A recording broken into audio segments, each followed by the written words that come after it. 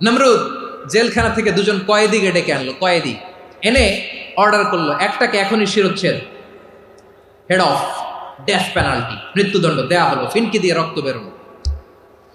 নমরুদ বলে, দেখো দুজনকে ধরে আনলাম, একজন কয়েদিকে দিলাম ডেথ পেনাল্টি, মৃত্যুদণ্ড, ওরে মৃত্যু দিলাম, আরেকজন যে দাঁড়িয়ে আছে চাইলে ওরেও আমি মৃত্যুদণ্ড দিতে পারি, কিন্তু না, ওরে আমি দিব না, ওরে আমি বাঁচাইয়া দিলাম, ছেড়ে দিলাম, মানে জীবন দিলাম। দেখো ইব্রাহিম, তোমার চোখের সামনে একজনরে মৃত্যু দিলাম, আরেকজনরে জীবন দিলাম। আপাত দৃষ্টিতে তাই তো, একজনরে তো জীবন দিল, আরেকজনরে মৃত্যু দিল। সাইয়েদনা ইব্রাহিম এবার বিপাকে পড়ে গেলেন, কিন্তু এক একজন নবীকে আল্লাহ এমন উইজডম বিচক্ষণতা দিয়ে এই জমিনে পাঠিয়েছেন, মুহূর্তের মধ্যে আল্লাহর খলিল ইব্রাহিম বললেন, فإن الله يأتي بالشمس من المشرق فأت بها من المغرب فبهت الذي كفر। আল্লাহর খলিল ইব্রাহিম বললেন, নমরুদ বুঝলাম তুমি জীবন দাও, মৃত্যু দাও, দেখলাম, কিন্তু আমার রব, আমার আল্লাহ প্রতিদিন সকালবেলা উষা লগ্নে ওই পূর্ব দিগন্ত থেকে সূর্যটাকে উদিত করেন, সাঁঝের বেলা, বিকেল বেলা, কুথুরি লগ্নে, সন্ধ্যা বেলা ওই দ্বিপ্রহরের জল জলে সূর্যটাকে পশ্চিম দিগন্তে ডুবিয়ে দেন। মানে সকালবেলা পূর্ব দিক থেকে উদিত করা সূর্যটাকে পশ্চিম দিকে বিকেলে তিনি ডুবিয়ে দেন। তুমি যদি পারো ওই সূর্যটাকে পশ্চিম দিক থেকে উদিত করে পূর্ব দিকে ডুবিয়ে দাও। সুবহানাল্লাহ পড়বেন না? দেখেন, ইনস্ট্যান্ট ইন্টেলেক্ট, মুহূর্তে বিচক্ষণতা, উইজডম কাকে বলে? নমরুদ পারবে? নমরুদের বাপ পারবে?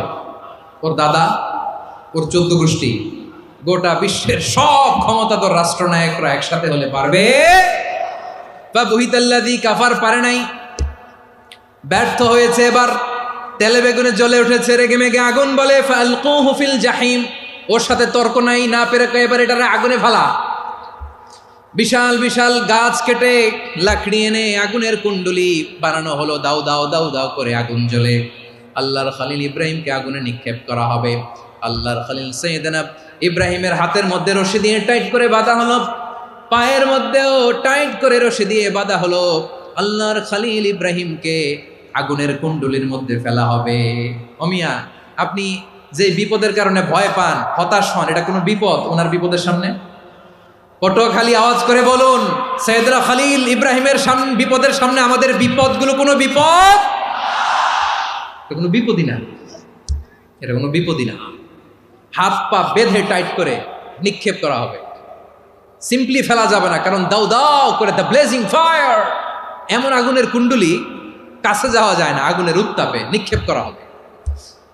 হাতে রশি বেঁধে, পায়ে রশি বেঁধে আল্লাহর খলিল ইব্রাহিম আলাইহিস সালামকে আগুনের মধ্যে নিক্ষেপ করা হবে। আহা, এটার বলে অগ্নি পরীক্ষা। উনি অগ্নি পরীক্ষার সম্মুখীন হয়েছিলেন। এজন্য কঠিন পরীক্ষাকে আমরা অগ্নি পরীক্ষার সাথে তুলনা করি, ঠিক কিনা? সাইয়েদনা জিবরাইল এসে বললেন, ও আল্লাহর খলিল, ওরা তো আপনার হাতও বেঁধে ফেললো, পাও বেঁধে ফেললো, নড়াচড়ার সুযোগ নাই, বলেন আমি জিবরিল ফেরেশতা আপনার জন্য কি করতে পারি?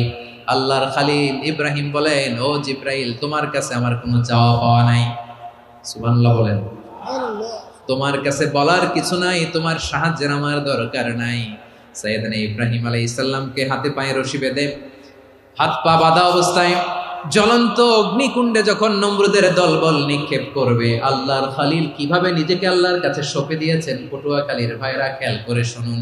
হাত পা বেঁধে আল্লাহর খলিলকে যখন নিক্ষেপ করা হবে, তিনি মুখ ফুটে বলে ফেললেন, হাসবুনাল্লাহু ওয়া নি'মাল ওয়াকিল।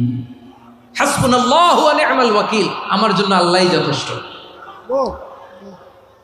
আমার জন্য আল্লাহই যথেষ্ট। তিনি আমার সবচেয়ে বড় গার্ডিয়ান, তিনি আমার সবচেয়ে বড় অভিভাবক। জিব্রাইলের সাহায্যে অফারকে ফিরিয়ে দিলেন, দুনিয়ার বুকে কারো কাছে কিছু বলেন নাই, মুখ ফুটে বলেছেন হাসবুনাল্লাহ। ও আমার পটুয়াখালীর প্রাণের ভাইয়েরা, খেয়াল রাখবেন, কোনো বান্দা তার হাতে থাকা সব চেষ্টাটুকুন করার পরে মুখ ফসকে মুখ দিয়ে যখন বলে ফেলে হাসবুনাল্লাহ, বান্দা যখন হাসবুনাল্লাহ বলে ফেলে, ওই ব্যাপারটা ডিল করার দায়িত্ব স্বয়ং আল্লাহ আরশের উপর থেকে নিয়ে নেয়।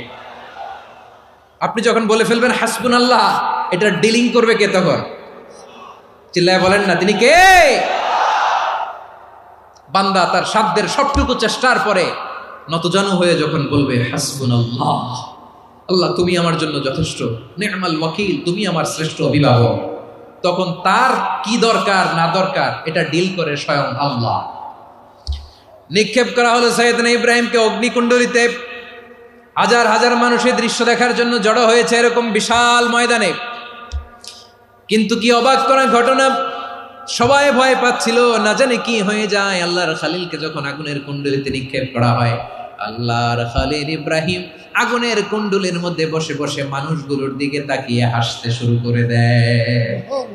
কারণ আকাশ থেকে রব্বুল আলামিন স্পেশাল ভার্ডিক্ট নাজিল করেছেন, স্পেশাল হুকুম জারি করেছেন, কুলনা ইয়া নারু কুনি বারদান ওয়া সালামান আলা ইব্রাহিম। ও আগুন খবরদার, সৃষ্টির শুরু থেকে তোকে একটা ধর্ম আমি বাতলে দিয়েছিলাম, তোর ধর্ম, আগুনের ধর্ম হলো যা পাবে জ্বালিয়ে সারখার করবে। আল্লাহ বলল, আগুন তোর ধর্ম দিয়েছিলাম, তুই সব জ্বালিয়ে পুড়িয়ে সারখার করে দিবি, কিন্তু ক্ষণিকের জন্য আমি তোর জ্বালিয়ে দেওয়ার ক্ষমতাটাকে কেড়ে নিলাম, জ্বালিয়ে ভস্ম করে দেওয়ার ক্ষমতা আমি কেড়ে নিলাম। কুনি বারদান, ঠান্ডা হয়ে যা, কিন্তু এত বেশি ঠান্ডা হবি না আবার আমার ইব্রাহিমের জন্য সর্দি লেগে না যায়। সুবহানাল্লাহ, এত আসতে বললে হবে? কুনি বারদান, বারদ মানে বরফ, ঠান্ডা, ঠান্ডা হ, কিন্তু এত ঠান্ডা হবি না যাতে আমার ইব্রাহিমের কষ্ট হয়। আগুন বলে, আল্লাহ একবার বললাম ঠান্ডা হ, আবার বলো এত ঠান্ডা হবি না যাতে খালিলের সর্দি না লাগে। কেমন ঠান্ডা হব, কেমন এনভায়রনমেন্ট তৈরি করে দেব বলো? আল্লাহ বললেন, সালামান আলা ইব্রাহিম, আমার খালিল, আমার কলিজা, আমার ইব্রাহিমের জন্য তুই জান্নাতের গুল বাগিচা হয়ে যা। ও ভাই, নবী মুসার মতো ঈমান হলে রাস্তা হবে সাগর জলে, নবী ইউসুফের মতো ঈমান হলে একে একে দরজা খোলে, নবী ইব্রাহিমের মতো ঈমান যদি আজও থাকে বিদ্যমান, অগ্নিকুণ্ডে দেখতে পাবে খুবসুরত এক ফুল বাগান।